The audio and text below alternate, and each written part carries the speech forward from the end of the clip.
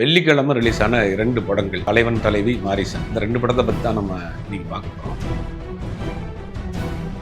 குடும்ப பாங்கான படங்களை தொடர்ந்து கொடுத்துட்டு இருக்கக்கூடிய பாண்டியராஜ், விஜய் சேதுபதி, நித்யா மேனன், ஆர்.கே. சுரேஷ்னு ஒரு பெரிய டீமோட இந்த படத்தை இறக்கியிருக்கிறாங்க. இந்த படம் பார்த்தீங்கன்னா ஒரு ஃபேமிலி டிராமா, குடும்ப பின்னணியில் உள்ள ஒரு கதை. ஒரு கணவன் மனைவி அவங்களும் அடிக்கடி ஏற்படக்கூடிய ஒரு சண்டை, அந்த சண்டை தீர்ந்ததா, சண்டை எதனால் வந்தது அப்படிங்கிறதான் இந்த படத்தினுடைய கதை. இந்த படத்தில் முதல் நடிக்க வேண்டியது ஜெயம் ரவி. நல்ல ஒரு ஆப்பர்ச்சுனிட்டி விட்டுட்டார். ஜெயம் ரவி வைத்து தான் பாண்டியராஜ் இந்த படத்தை ஆரம்பிச்சு ப்ராசஸ் எல்லாம் பண்ணி ஷூட்டிங் போற நேரங்களில் சில பிரச்சனைனால அந்த படம் நின்று போச்சு. 98 படங்களை தயாரிச்ச சூப்பர் குட் ஃபிலிம்ஸ் இந்த படம் 99வது படமா தயாரிச்சிருக்காங்க. நிறைய யங் டைரக்டர்ஸ், ரைட்டர்ஸ், டெக்னீஷியனை தமிழ் சினிமாவுக்கு அறிமுகப்படுத்தி ஆர்.பி. சௌத்ரி இந்த படத்தை தயாரிச்சிருக்கிறார். வடிவேலை சுற்றித்தான் கதை. முழு படத்தையும் வடிவேல் தான் தூக்கி சுமந்துட்டு போறாரு. அல்சைமர் அப்படிங்கிற மறதி நோய் உள்ள ஒரு நபராக இந்த படத்துல நடித்திருக்கிறார். வணக்கம். வெள்ளிக்கிழமை ரிலீஸ் ஆன 2 படங்கள் தலைவன் தலைவி மாரிசன். இந்த 2 படத்தை பற்றி தான் நம்ம இன்னைக்கு பார்க்க போறோம். முதலில் தலைவன் தலைவி. சத்யஜோதி பிலிம்ஸ் ரொம்ப நாளா தயாரிப்பு நிறுவனத்தில் படம் பண்ணாமல் இருந்தாங்க. அவங்க தயாரிச்சிருக்கக்கூடிய படம். பாண்டியராஜ் ஏற்கனவே தெரியும், குடும்ப பாங்கான படங்களை தொடர்ந்து கொடுத்துட்டு இருக்கக்கூடிய பாண்டியராஜ், விஜய் சேதுபதி, நித்யா மேனன், ஆர்.கே. சுரேஷ்னு ஒரு பெரிய டீமோட இந்த படம் களத்தை இறக்கியிருக்கிறாங்க. இந்த படம் பார்த்தீங்கன்னா ஒரு ஃபேமிலி டிராமா, குடும்ப பின்னணியில் உள்ள ஒரு கதை. சமீப காலமாக இந்த மாதிரியான ஒரு ஜானர் படம் வரல. அதாவது குடும்பத்துக்குள் நடக்கக்கூடிய பிரச்சனையை மையப்படுத்தி வரல. அந்த மாதிரியான ஒரு படம் இப்போ வந்திருக்கிறது உண்மையிலேயே முக்கியமான விஷயமா பார்க்கப்படுது. இந்த படத்தினுடைய கதை அப்படின்னு பார்க்குறப்ப ஒரு கணவன் மனைவி அவங்களும் அடிக்கடி ஏற்படக்கூடிய ஒரு சண்டை, அந்த சண்டை தீர்ந்ததா, சண்டை எதனால் வந்தது அப்படிங்கிறதான் இந்த படத்தினுடைய கதை. இது கேஷுவலாக பார்க்குறப்போ ஒரு லைன் கதையாக இருக்கும். கணவன் மனைவிக்குள்ளே தொடர்ந்து எல்லா இடங்களையும் சண்டை வருது, அதனால் எதனால் வருது அப்படின்ற மாதிரியான விஷயங்கள் இருந்தாலும் கூட இந்த படத்தில் அடிக்கடி இவங்க சண்டை போட்டு மனைவி கோச்சிட்டு போயிடறாங்க, திருப்பி காம்ப்ரமைஸ் வர்றாங்க, திருப்பி சண்டை போடுறாங்க.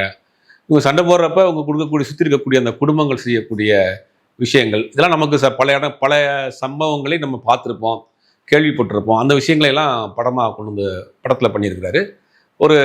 ஒரு முழுநீள குடும்ப படம். இன்னைக்கு கணவன் மனைவி அப்படிங்கிற ஒரு விஷயம் தொடர்ந்து இன்னைக்கு டிவோர்ஸுங்கிற விஷயம் நிறைய போய்கிட்டு இருக்கு. அதுக்கு சிறு சிறு சண்டைகள் தான் முடிவு பெறாமல் டிவோர்ஸ் வரைக்கும் போயிடுது அப்படிங்கிற ஒரு மெசேஜ் சொல்லக்கூடிய ஒரு படமாக இருக்குது. இன்னைக்கு இருக்கக்கூடிய தம்பதிகளுக்கு அது ஒரு முக்கியமான படமாக இருக்குது. இதுதான் அந்த படத்தினுடைய கதை சொல்லப்பட்ட அந்த கதை ஒரு முக்கியமான கதை, இன்னைக்கு தேவையான ஒரு கதையும் கூட அப்படின்னு நம்ம எடுத்துக்கலாம். இந்த படத்தை பற்றி முழுவதுமாக இந்த படம் எப்படி இருக்குது அப்படின்னு பார்க்குறப்ப இந்த சண்டை காட்சிகளை பொறுத்த வரைக்கும் ரொம்ப அதிகமாக எதுக்காக சண்டை போடுறாங்க, எதுக்காக பிரிஞ்சு போகிறாங்க அப்படிங்கிற அந்த ஒரு டீட்டெயில்டு இல்லாமல் இருக்குது. ரெண்டாவது, அந்த ஒரு புரோட்டா போடக்கூடிய ஒரு கடை வச்சிருக்கக்கூடியவராக இருக்கிறாரு. அந்த பற்றின டீட்டெயில் அதிகமாக இருக்குது. இவங்களுக்குள்ள சண்டை வர்ற காட்சிகளுக்கு என்ன காரணம்ங்கிறத டீட்டெயில் சொல்லாமல் புரோட்டா எப்படி போடுறதுங்கிற டீட்டெயிலாக கொஞ்சம் அதிகமாக சொல்லியிருக்காங்க. அங்கங்கே சில லேக் இருக்குது. செகண்ட் ஹாஃபில் படம் வேற ஒரு ட்ராக்கில் போய் படம் முடியுது. ஒட்டுமொத்தமாக இந்த படம் ஒரு குடும்பத்தோடு பார்க்க வேண்டிய படம் தான். இடையில நிறைய தொய்வான காட்சிகள் இருக்குது, காட்சிகளுக்கு உண்டான காரணங்கள் இல்லாமல் இருக்குது, அந்த மாதிரியான விஷயங்கள் இருக்குது. அதெல்லாம் கொஞ்சம் தவிர்த்து கொஞ்சம் ஷார்ட்டாக பண்ணியிருந்தாங்கன்னா இந்த படம் இன்னும் பெரிய லெவலில் போயிருக்கும்.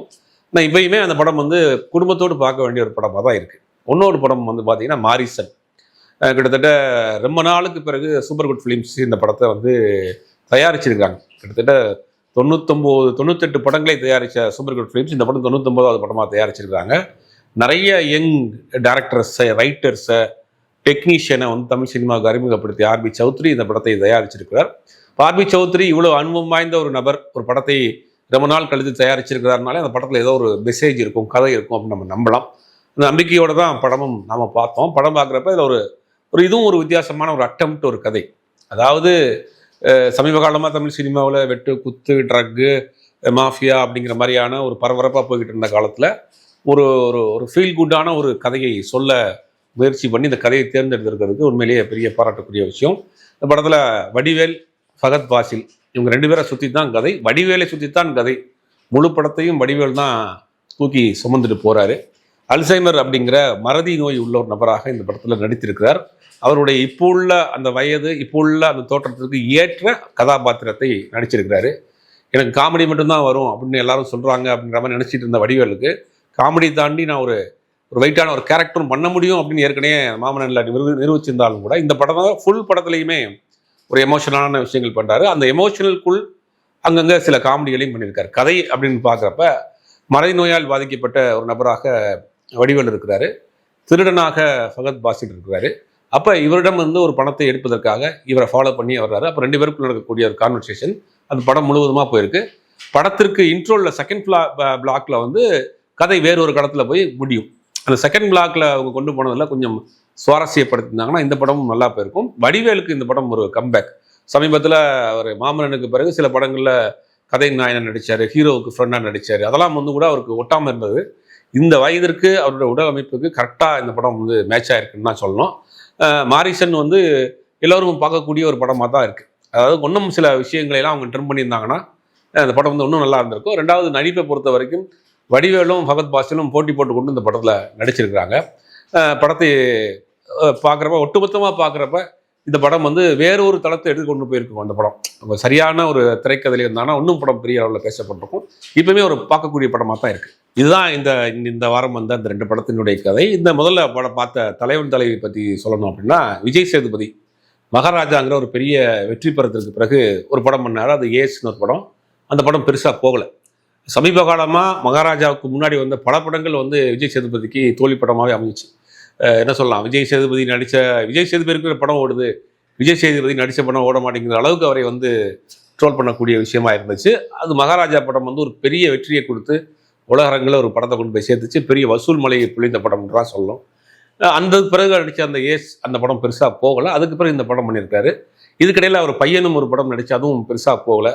அப்போ தன்னை அடையாளப்படுத்திக் கொள்ள, ஒரு ஹீரோவாக அடையாளப்படுத்திக் கொள்வதற்கு ஒரு படம் வேணும் அப்படின்னு நினைக்கிறப்ப இந்த படம் வந்துச்சு. இந்த படத்தில் விஜய் சேதுபதியை பொறுத்த வரைக்கும் நம்ம ஆக்டிங் பெர்ஃபார்மன்ஸ் நம்ம சொல்லவே தேவையில்லை. இந்த படத்தில் ரொம்ப சிறப்பாகவே பண்ணியிருக்காரு. கொஞ்சம் செட்டில்டாக பண்ணியிருந்தாருன்னா இன்னும் நல்லா இருந்திருக்கும். அப்புறம் நித்யா மேனன் தேசிய விருது வாங்கிய ஒரு நடிகை, அவங்களும் நடிப்புக்கு சொல்ல வேண்டிய தேவையில்லை. ஒரு மதுரை பேக்ட்ராப்பில் இருந்த படங்களில் நித்யா மேனனும் இந்த படத்தில் சிறப்பாக நடிச்சிருந்தாங்க. இன்னொன்று கூடுதல் தகவல்னா, இந்த படத்தில் முதல் நடிக்க வேண்டியது ஜெயம் ரவி. ஒரு நல்ல ஒரு ஆப்பர்ச்சுனிட்டி விட்டுட்டார். ஜெயம் ரவி வைத்து தான் பாண்டியராஜ் இந்த படத்தை ஆரம்பித்து ப்ராசஸ்லாம் பண்ணி ஷூட்டிங் போகிற நேரங்களில் சில பிரச்சனைனால அந்த படம் நின்று போச்சு. அதுக்கு பிறகு தான் இந்த படத்துக்குள்ளே விஜய் சேதுபதி வர்றார். இப்போ நல்ல ஒரு வாய்ப்பை இந்த நேரத்தை இந்த படத்தை ஜெயம் ரவி இந்த நேரத்தில் இந்த படத்தை பண்ணிட்டாருன்னா ரொம்ப கரெக்டான சுச்சுவேஷனில் இந்த படம் பண்ண படமாக இருந்திருக்கும். பார்த்தீங்கன்னா அந்த படத்தை மிஸ் பண்ணிட்டாரு. இந்த படம் நல்லாவும் வந்திருக்கும்.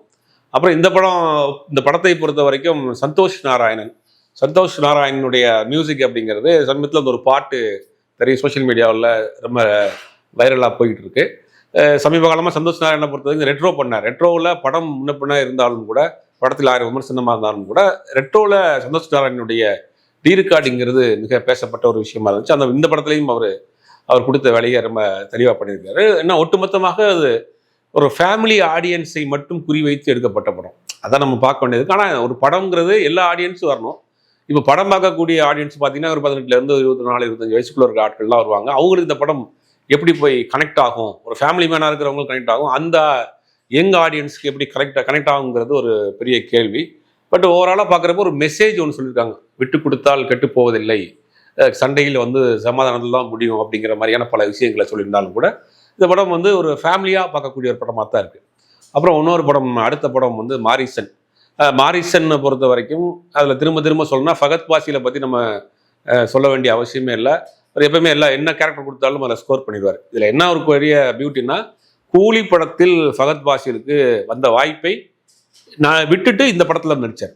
அதாவது கூலியும் இந்த படம் மாரிசன் ஒரே நேரத்தில் ஒரு ஆஃபர் வருது.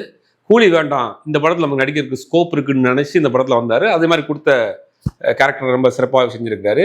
வடிவேல் சமீபத்தில் நடித்த இந்த கேங்கர்ஸ் படமாக இருக்கட்டும், முன்னு சில படங்களில் ஒரு கதாநாயகனுக்கு ஃப்ரெண்டாக காதலிக்கிற மாதிரி அந்த மாதிரியான காமெடி பண்ணிட்டு இருந்தார். பழைய காமெடிகளே திருப்பி பண்ணிட்டு இருந்தார். அதுக்கு சரியாக ஒட்டாமல் இருந்தது. இந்த படத்தில் வந்து அதை முற்றிலுமாக மாறுபட்டு அவருடைய வயது, அவருடைய தோற்றம், அந்த பாடி லாங்குவேஜுக்கு ஏற்ற ஒரு கேரக்டர் இந்த படத்தில் கிடைச்சிருக்கு. இதே கேரக்டர் அவர் கரெக்டாக ஃபாலோ பண்ணி கொண்டு போனார்னா, நாகேஷ் கடைசி காலங்களில் எந்த மாதிரி இருந்தாரோ அதே மாதிரியான ஒரு வேலையை கடைசி வரைக்கும் ஒரு சினிமாவில் பயணம் பண்ணலாம்.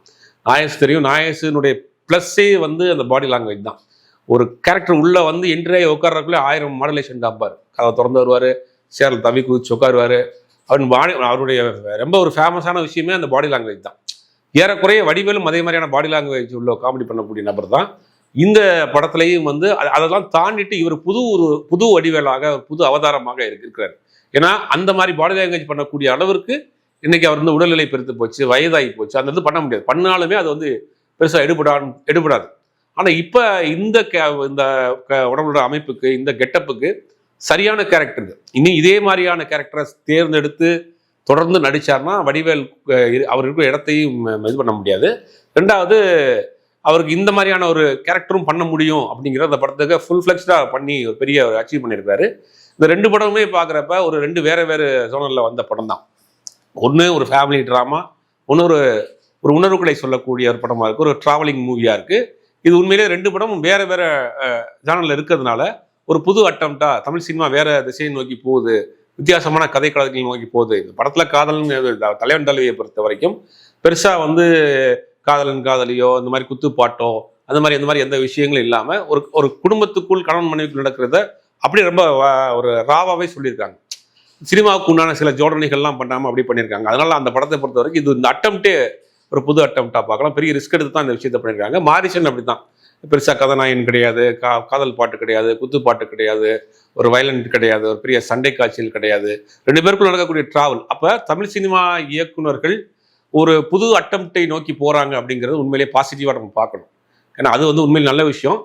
தொடர்ந்து நம்ம வந்து தமிழ் சினிமாவில் வந்து அரைச்சமாகவே அரைச்சிக்கிட்டு இருக்கிறாங்க, ஹீரோக்காக கலந்து பண்ணுறாங்க, 1000 கோடி அடிக்க முடியல, நமக்கு பிஸ்னஸ் இல்லைன்னு சொல்லிட்டு இருக்க நேரத்தில் பாண்டியராஜ் இந்த சுதீஷ் 2 பேருமே ஒரு புது அட்டம்ப்டை, ஒரு புதிய ஒரு விஷயத்தை வந்து தொட்டிருக்கிறாங்க. அப்படிங்கும்போது தமிழ் சினிமா ஒரு ஆரோக்கியமான திசையை நோக்கி போகுதுங்கிறத நம்ம பார்க்க வேண்டியது.